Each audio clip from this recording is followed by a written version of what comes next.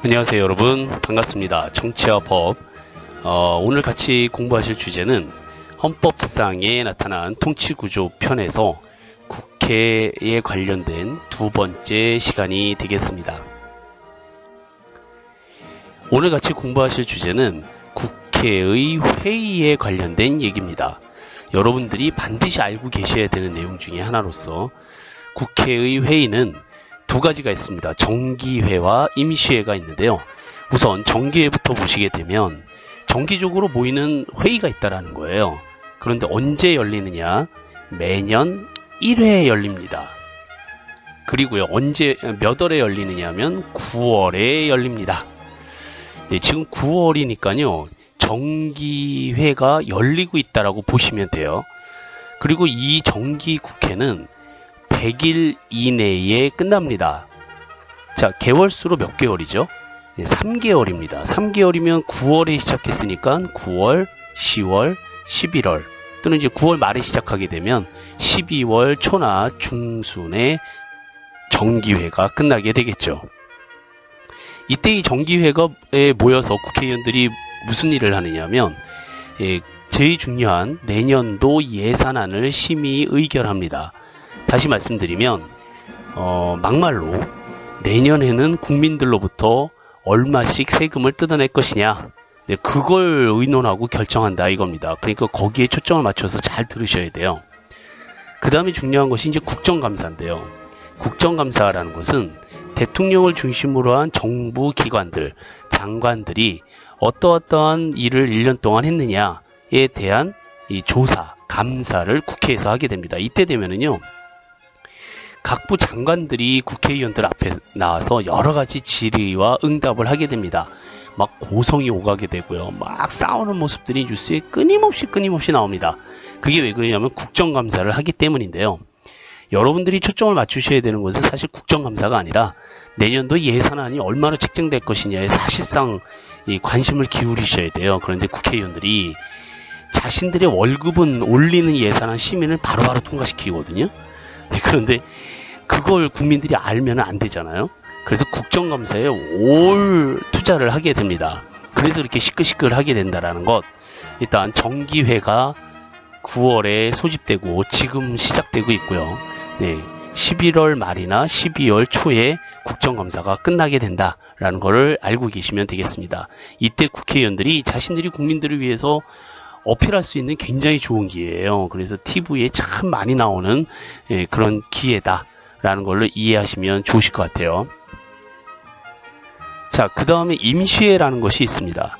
임시회가 열리려면은요, 대통령이 요구하면 열려요.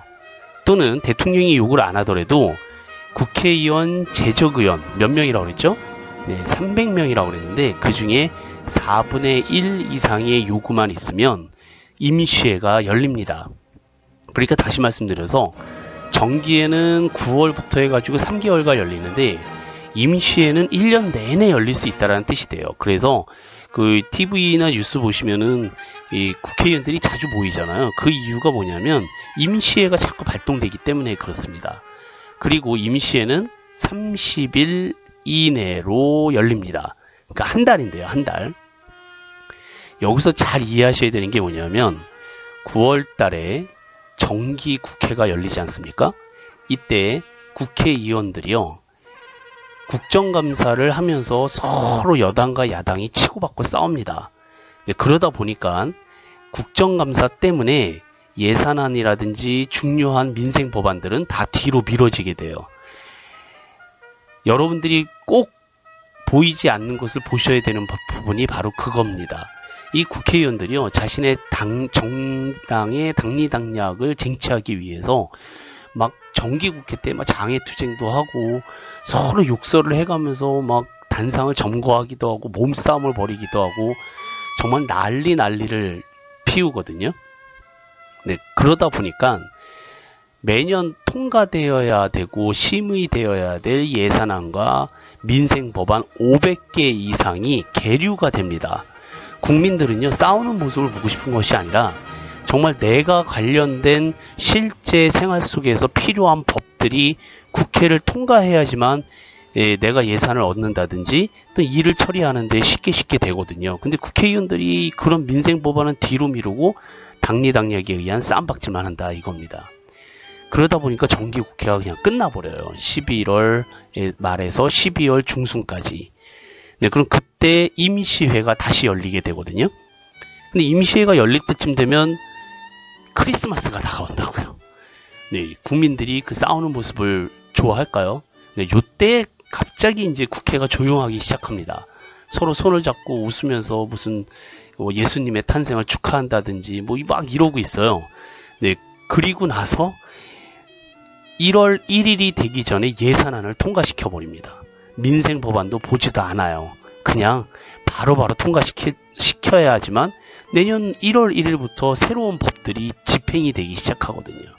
이런 악순환이 계속된다라는 점에서 우리나라 국민들은 국회의원들에 대한 불신이 한도 끝도 없이 높아지게 됩니다.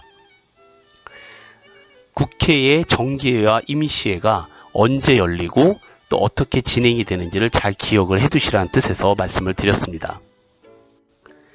자, 이렇게 정기회가 임시회가 열릴 때 회의의 원칙이라는 것이 있습니다. 세 가지인데요. 의사공개의 원칙과 회기 계속의 원칙, 일사부재의 원칙이라는 것이 있습니다. 자, 우선 첫 번째 원칙, 의사공개의 원칙은 국회의 회의 내용이 일반 국민에게 공개되어야 한다라는 원칙입니다. 그래서 국민들은요, 방청할 권리가 있어요. 그래서 카메라들이 막 돌아가고 있고요. 그런 국회의원들의 의사 발언이라든지 이런 것들이 국민들에게 방영될 수 있도록 그렇게 국회는 의사를 공개해야 된다라는 겁니다.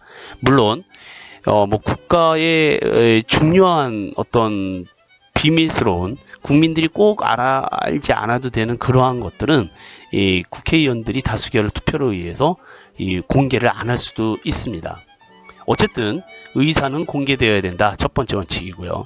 두 번째는 회기는 계속되어야 된다라는 원칙입니다.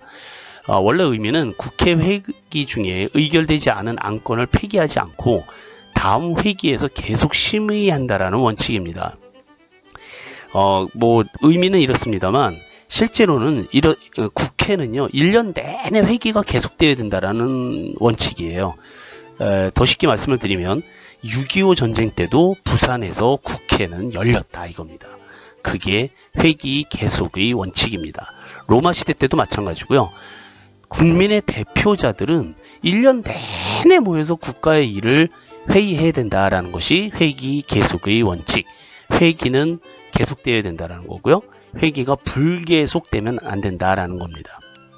자, 마지막 세 번째 원칙이 바로 제일 중요한데 일사부재의 원칙을 꼭 기억해 두세요. 나중에 형법 파트를 같이 공부하실 때 일사부재리의 원칙이라는 것이 나옵니다. 그때 이 일사부재의 원칙하고 헷갈리시지 말으셔야 됩니다. 일사부재의 원칙은 의회에서 국회에서 한 번 안건이 부결되면 같은 회기 내에는 다시 제출할 수 없다라는 원칙입니다. 일사부재의 원칙은 여러분들과 저의 생활 속에서도 잘 드러나는데요. 쉽게 얘기를 해서 여러분들이 만약에 교실에서 회의를 한다 치자고요. 그런데 한 사람씩 무슨 이렇게 회비를 걷겠다고 만약에 의결을 하셨다 치자고요. 그 복사를 한다든지 아니면 학용품을 단체로 구입을 한다든지 이러려면 각자 돈을 내야 되겠죠. 그런데 이제 2,000원씩 걷기로 합시다. 해서 이제 회의가 끝났어. 그 안건에 대해서는요. 그리고 이제 다음 안건으로 넘어갔습니다. 예를 들어서 견학을 가야 된다든지 한자 시험을 봐야 된다든지. 그래서 회의가 한참 진행이 됐어요. 그런데 한 사람이 갑자기 손을 들더니요. 반장님, 회장님, 아까 처음에 얘기했던 거 말이에요. 그 무슨 회비 2,000원씩 걷는 거에 대해서 제가 가만히 생각해 보니까 문제가 있다고 생각합니다. 라고 그래서 이미 결정된 안건을 나중에 다시 꺼내 가지고요. 회의가 중단되는 사태가 벌어지는 경우가 있습니다. 자, 그거를 방지하는 것을 바로 일사부재의 원칙이라고 그래요. 한번 결정되거나 부결된 안건은 그 회기 내에는 다시 얘기할 수 없다라는 겁니다. 아니, 그때 얘기를 해야지 다 끝난 다음에 다시 얘기를 하는 그런 사람들을 뭐라 그러냐면 필리부스터라고 그럽니다. 회의 진행을 방해하는 사람들이죠. 이미 끝난 얘기에 대해서 다시 얘기해야 되는 그런 거를 방지하고요. 소수파가 그런 걸로 이용하는 경우가 대단히 많습니다. 그래서 의사 진행을 방지한다라는 의미에서 회의의 원칙 중에 일사부재의 원칙이 있음을 기억을 해두세요. 이 공부를 하신 우리 학생분이요, 댁에 가셔서 아주 잘 써먹었다고 저한테 얘기하시더라고요. 그게 뭐냐면 이 자녀분들한테 용돈을 주는데 모든 물가가 올랐는데 아빠 월급만 줄어들었잖아요. 고정되거나. 그래서 야, 니네들 용돈을 동결한다, 올릴 수가 없다, 그래서 얘기는 여기서 끝났다 라고 해서 밥 먹고 뭐 이렇게 잘라고 그러셨대요. 그런데 따님이 애인이 생긴 거죠. 그래서 엄마, 나 용돈 좀 올려주면 안 돼? 라고 해서 나중에 다시 얘기를 하더라 이겁니다. 그때 우리 학생분이 너는 일사부재의 원칙도 모르냐 이거사? 라고 했더니 따님이 엄마 공부 많이 했네? 라고 해서 막 웃더라 이거죠. 자, 그래서 한번 결정되거나 부결된 안건은 같은 회기 내에는 다시 제출할 수 없다. 무슨 원칙이요? 일사부재의 원칙이 되겠습니다. 우스갯소리긴 하지만 지금 이렇게 회의의 원칙에 대해서 얘기하고 있잖아요. 근데 수업이 다 끝난 다음에 갑자기 그 학생 한 분이 선생님 정기회에 대해서 다시 설명해 주세요. 만약에 그러면 일사부재의 원칙에 의거해서 이미 끝난 얘기는 다시 하지 않는다. 뭐 그렇게 받아들이셔도 좋으실 것 같습니다. 자, 일사부재의 원칙이 무엇인지 꼭 기억을 해두셔야 돼요. 네, 왜냐하면 우리나라 국회에서도 이런 일이 정말 많이 발생하거든요. 그러니까 국회의원들이나 뉴스에서 일사부재의 원칙이 지켜지지 않았다. 그럼 무슨 말씀인지 딱 알아들으실 수 있으시면 되겠습니다. 회의의 원칙 3가지 꼭 기억해 두세요. 자, 회의를 하는 데 있어서 어떤 안건에 대해서 이제는 의결을 해야 되겠죠. 그때 필요한 의원의 수를 회의 의사 정족수라고 합니다. 자, 일반적인 그런 보통의 의사 정족수는 재적 의원 3분의 1 이상만 있으면 정족수가 채워졌다라고 얘기를 해요. 자, 무슨 얘기냐면 만약에 재적이 10명이라고 치자고요. 그런데 회의가 열려야 돼. 그런데 3분의 1 밖에 안 왔다 이겁니다. 그러면 회의가 열릴 수 있다라는 것이 의사 정족수가 됩니다. 그러니까 여러분들이요, 어떤 회의를 하기 위해서 모이기로 했는데 만약에 재적이 10명 있다 치자고요. 그런데 한 3명 밖에 안 왔어. 그러면 회의를 진행할 수 있느냐? 있다 이겁니다. 3명 중에 1명만 오면은 회의는 진행될 수 있다라는 것이 의사 정족수입니다. 기억해 두세요. 그러니까 뭐 반도 안 하는데 무슨 회의를 시작했느냐라고 막 따지시는 분은 이 국회법에 의거한 의사 정족수를 모르시기 때문에 그래요. 자, 일단은 3분의 1 이상이 와서 회의가 열릴 수 있음을 꼭 기억을 해 두시고요. 자, 회의를 이제 진행을 합니다. 그런데 그 회의에서 나온 안건을 결정해야 되잖아요. 그거를 일반 의결 정족수라고 합니다. 결정할 수 있는 정족수가 몇 명 이상이어야 되느냐? 다 올 때까지 기다려야 되느냐? 아닙니다. 재적 의원 과반수가 출석을 하고요. 출석 의원 과반수의 찬성만 있으면 그 안건은 결정되게끔 되어 있습니다. 예를 들어서 재적이 10명인데요. 회의를 진행하다가 3분의 1 이상이 와서 회의를 진행을 했어요. 그러다 보니까 과반수가 넘게 오셨더라 이겁니다. 10명 중에 5명이 왔다 이겁니다. 그러면 출석한 5명 중에서 3명만 찬성을 하게 되면 그 안건은 의결되고 통과가 된다 이겁니다. 그러니까 전체 재적의 절반만 오면 모든 것을 결정하고 끝낼 수 있다라는 겁니다. 여러분들이 알고 계셔야 되는 회의의 원칙 중에 하나죠.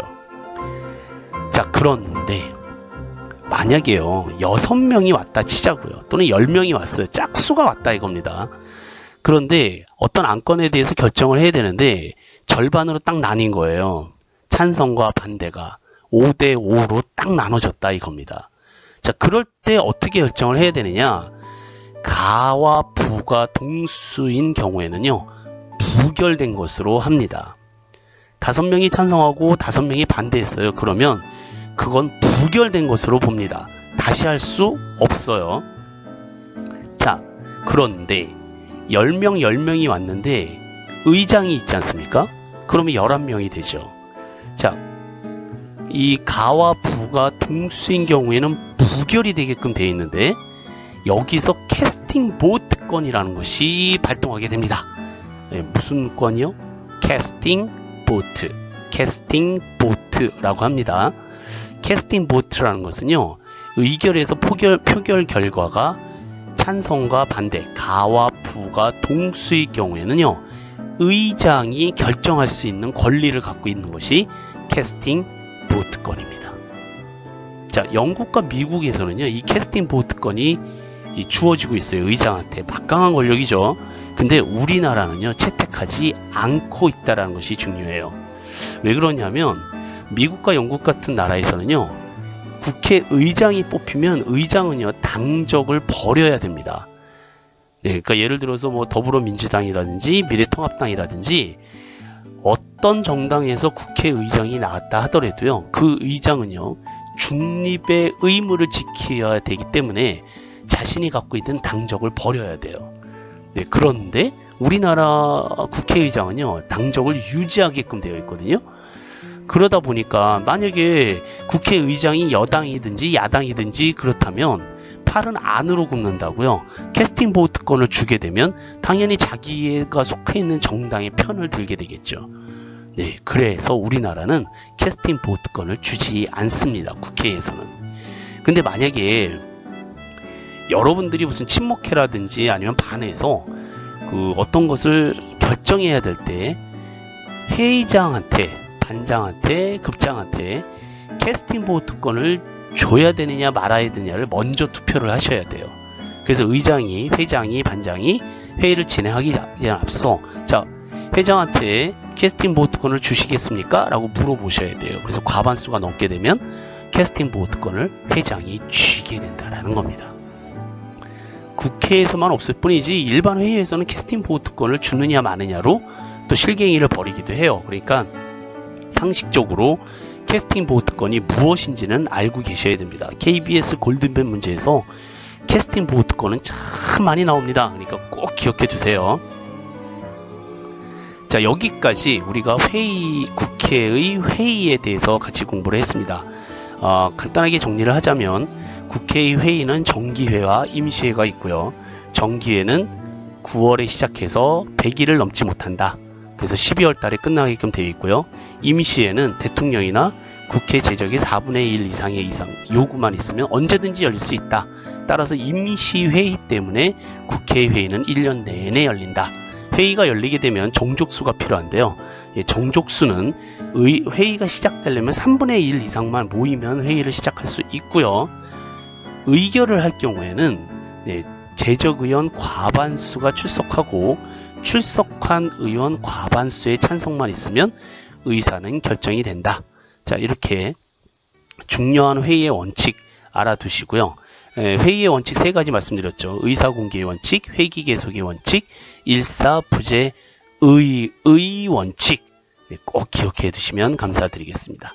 다음 시간에는요, 국회의 권한과 국회의 기능, 국회의원이 가지는 실질적인 특혜에 대해서 제가 말씀드리도록 하겠습니다. 아마 다음 시간에 수업을 듣게 되시면 속이 부글부글 끓게 되시고요. 적극적으로 정치에 참여하시는 분들이 생겨나시게 될 수도 있다라는 기대를 하게 됩니다. 자, 많은 기대 부탁드리고요. 오늘은 여기까지 하겠습니다. Have a nice day. Bye bye. Thank you.